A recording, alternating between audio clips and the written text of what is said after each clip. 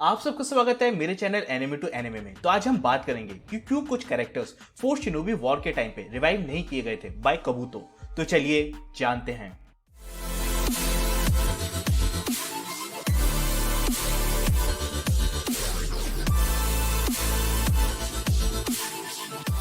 तो यार मुझे मालूम है मैं काफी दिनों के बाद वीडियो डाल रहा हूँ, तो यार उसके लिए सॉरी, बट मैं कोशिश करूंगा कि मैं हर हफ्ते एक न्यू वीडियो लेकर आ सकूं। तो फोर्थ ग्रेड शिनोबी वॉर के टाइम पे कबूतो ने काफी सारे कैरेक्टर्स को रिवाइव किया था, बट काफी सारे अच्छे कैरेक्टर्स हमको देखने नहीं मिले थे, जैसे जिडाया, डेंजो और भी, क्योंकि ये कुछ ऐसे कैरेक्टर्स हैं जिनको हम फोर्थ शिनोबी वॉर में देखना पसंद करते, बट ये हमको कैरेक्टर्स देखने नहीं मिले। और इस वीडियो में मैं सिर्फ उन कैरेक्टर्स के बारे में बात करूंगा जिनको हराना बहुत ही ज्यादा मुश्किल होता और शायद तक ये काफी सारी जगह ओवर पावर कर देते। और जो कैरेक्टर्स अपनी डेथ के टाइम पे सील हुए थे उनको रिवाइव करना कबूतो के लिए बहुत ज्यादा मुश्किल होता, क्योंकि उसको अपनी लाइफ को सेक्रीफाइस करना पड़ता, जैसे ओरोचिमारू ने किया था to bring back all the 4 Hokages, जिसकी वजह से काफी सारे कैरेक्टर्स जो सील्ड हुए थे हमको देखने नहीं मिले। तो सबसे पहला क्वेश्चन ये आता है कि कबूतो ने पूरे ऊचिया क्लैन को क्यों नहीं रिवाइव कर दिया, बिकॉज ये क्लैन बहुत ही पावरफुल होता वॉर में।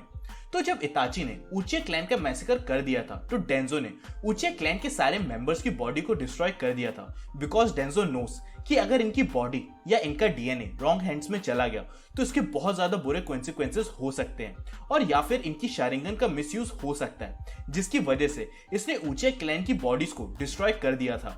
तो अब जानते हैं उन पर्संस के बारे में जो वॉर में ओवर पावर कर सकते थे। तो फर्स्ट है जिडाया। तो जिडाया एक लेजेंडरी शेनिन था और इसके पास हाई लेवल ऑफ एस्पेनाज स्किल थी, और जिससे वॉर में कबूतो को एक अपर हैंड मिलता, लेकिन कबूतो कभी भी जिडाया को रिवाइव नहीं कर पाया। तो अगर आपको याद होगा तो ड्यूरिंग फाइट विद पेन जिडाया की बॉडी सी के बॉटम में चली जाती है, जिसकी वजह से कबूतो उसकी बॉडी को कभी भी रिवाइव नहीं कर पाया।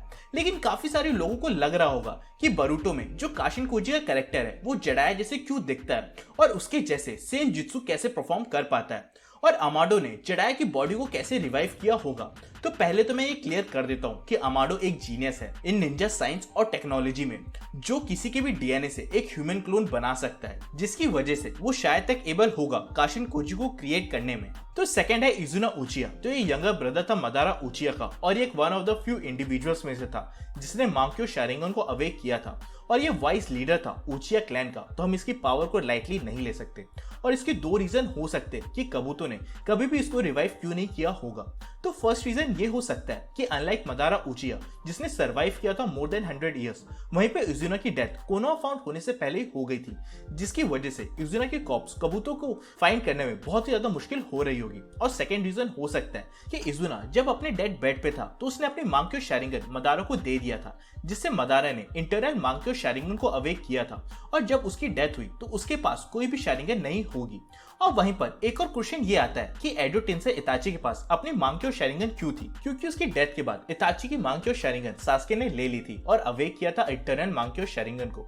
तो मेरी एक ये थ्योरी है कि एडो टेंसेई किसी भी डेड पर्सन को उसी सेम फॉर्म में लेकर आ सकता है जिस फॉर्म में उसकी डेथ हुई थी।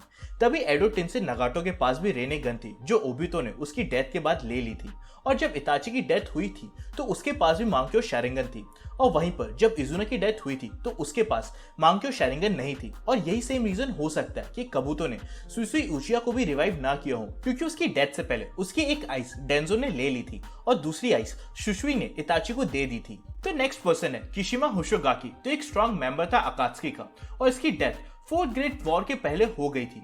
भले ये ग्रेट यूजर नहीं था वाटर स्टाइल का, बट इसकी ट्यूनिंग बहुत अच्छी थी अपनी समाहारा शॉट से, जो इसको अलाउ करती थी टू हायर लेवल्स। बट वो अपने लीडर की आइडेंटिटी को प्रोटेक्ट करने के लिए उसने अपनी टंग को बाइट कर लिया था, और in order to protect Akatsuki उसने समन किया था 3 शार्क्स को and commit suicide by allowing the shark to devour him. और जब किशिमा की डेथ हुई थी तो वो एनिमी के एरिया में था, जो कबूतो के लिए बहुत ज्यादा हार्ड बना देता टू स्नीक इनसाइड। तो नेक्स्ट पर्सन है डेंजो शिमुरा। तो डेंजो भले ही उचियास को हेट करता था because of their powerful eyes, और उसको पता था कि शारिंगन कितनी पावरफुल हो सकती है, जिसकी वजह से वो भी स्टोलन शारिंगन पर रिलाई करता था जो इम्प्लांट थी उसके आर्म्स पर। लेकिन उसके बाद भी ये एक टैलेंटेड शिनोबी था जो हैंडल करता था विलेज के डर्टी बिजनेस को, और मुझे ऐसा लगता है कि कबूतो इसकी बॉडी को इसलिए ऑब्टेन नहीं कर पाया होगा बिकॉज जब इसकी फाइट हुई थी विद सास्के तो इसने अपनी पूरी बॉडी को डिस्ट्रॉय कर दिया था, और शायद तक हमको डेंजो अभी बरूटो में भी देखने ना मिले अनलाइक जिराया, बिकॉज अमाडो के लिए बहुत ही ज्यादा हार्ड होगा to obtain his DNA to make a human clone, और वहीं पर डेंजो अनबू का लीडर था जो शायद तक ही अपनी डीएनए को लेफ्ट किया होगा। तो नेक्स्ट पर्सन है शाकुमो हटाके, जो ककाशी का फादर था और नोन होता था एज कोनोहा's व्हाइट फ्लैंक। ना ही सिर्फ अपने विलेज में बल्कि पूरे शिनोबी वर्ल्ड में, और ये ग्रेट रेपुटेशन रखता था एज अ निंजा।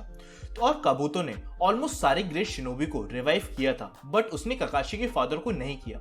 तो पहला कारण ये हो सकता है कि मसाशी किशिमोटो ने इस कैरेक्टर को इंटेंशनली अवॉइड किया हो फॉर एनी स्पेसिफिक रीजन, और सेकेंड रीजन हो सकता है कि काबुतो को कभी भी इसकी बॉडी मिली ना हो, और क्या मालूम वो राइट मूवमेंट के लिए रुका हो, बट इताची की वजह से उसका प्लान फेल हो गया हो। और जो लास्ट पर्सन है वो डेफिनेटली बहुत पावरफुल होता, Might Dai. Despite being a गेनिंग रैंक, डाई पोजेस करता था ग्रेट फिजिकल कंडीशन और स्किल्स को इन टाइजित्सु, जो इसको अलाउ करता था to open all the 8 gets.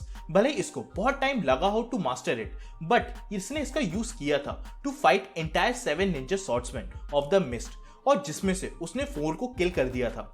और हमको 4th ग्रेट शिनोबी वॉर में देखने मिला था जब ककाशी, गाय और भी शिनोबी इनसे फाइट कर रहे थे, तो उनके लिए बहुत ज्यादा हार्ड था टू फाइट देम, जो एक हिंट देता है कि डाई कितना पावरफुल था, और अगर ये रिवाइव होता तो इसके अपोनेंट इससे टेरिफाई होते, बिकॉज ये 8 गेट फॉर्म को बहुत अच्छे से यूज कर पाता without fear of losing his life.